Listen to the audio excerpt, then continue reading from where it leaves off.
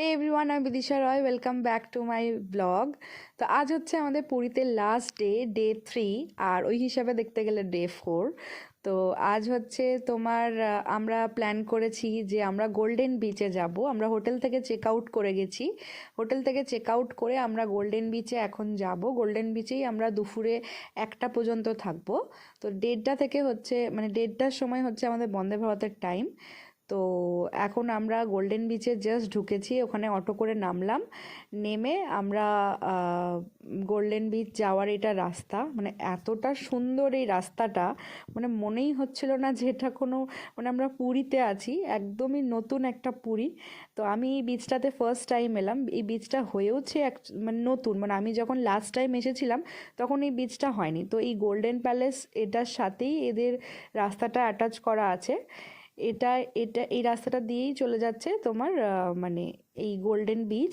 এটাকে blue flag বিচও বলা হয়েছে। কোনারকে ছোটো ছোটো আর্টিফ্যাক্টসগুলো এখানে বসানো হয়েছে, ওই কারুকার্যগুলো আর কি রাখা হয়েছে পুরীর এই অথেন্টিসিটিটা বজায় রাখার জন্য হয়তো। তো খুবই নিট অ্যান্ড ক্লিন, যেটার জন্য ব্লু ফ্ল্যাগ বিচের ওরা উপাধিও পেয়েছে।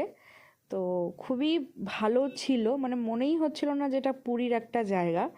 তো আমরা ওখানে বসে কেক খেয়েছি, পেস্ট্রি আর আইসক্রিম, চিপস সবই খাওয়া যাচ্ছে, ওটা মানা তো করছে না কেউই। কিন্তু আমার এটাই বলার থাকবে, এত সুন্দর নিট অ্যান্ড ক্লিন, গভর্নমেন্টের তরফ থেকে যতটা ব্যবস্থা করা হয়েছে, তো আমাদের তরফ থেকেও কিন্তু উচিত যে যে খাবারগুলো আমরা ওখানে বসে খাচ্ছি ওগুলো কিন্তু ডাস্টবিনেই ফেলা, যাতে জিনিসটা আরও ক্লিন থাকে। তো পুরীতে তো এইবারের এক্সপিরিয়েন্স খুবই ভালো, খুবই ভালো। আমরা নিজেদের মতন এসেছিলাম, দুজনা।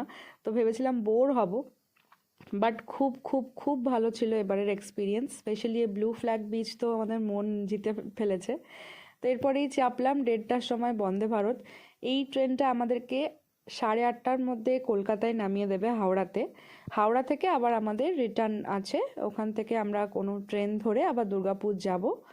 তো এইবারের মতন পুরী যাত্রা এখানেই শেষ আর কি।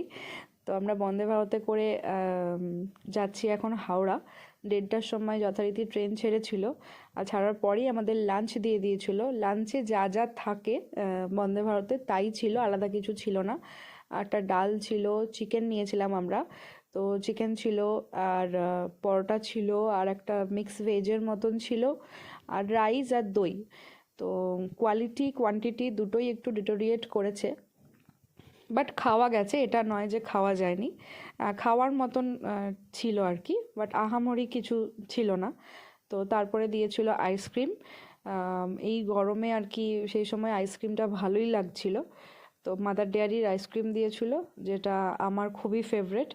তারপরেই মোটামুটি ওই সন্ধ্যের দিকে স্ন্যাক্স ছিল, কারণ আমাদের এই প্যাকেজে লাঞ্চ আর স্ন্যাক্সটা ইনক্লুড ছিল। তো স্ন্যাক্সে যে কচুরিটা দিয়েছিল ওটা কিন্তু বেশ খাস্তা ছিল, গরমও ছিল। সাথে সাথে খেলে আর কি, যখন দেবে সেই সময় সাথে সাথে খেলে তোমরা খাস্তা গরমটা পাবে। তো এইগুলোই ছিল। তারপর আমরা 8:30টার সময় যথারীতি কলকাতায় নেমে গেছিলাম হাওড়াতে। ওখান থেকে আমরা নেতাজি এক্সপ্রেস ধরে আমরা আবার দুর্গাপুরে নামলাম। তো দুর্গাপুরে আমাদের নামিয়ে দিয়েছিল 12টা নাগাদ।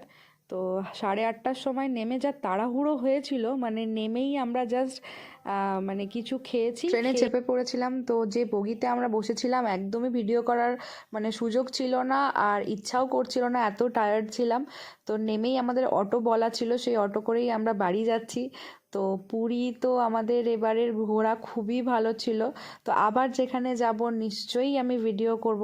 আর তোমাদের ভিডিওটা ভালো লাগলে অতি অবশ্যই চ্যানেলটাকে সাবস্ক্রাইব করে দিও, আর একটা লাইক আর কমেন্ট করে দিও।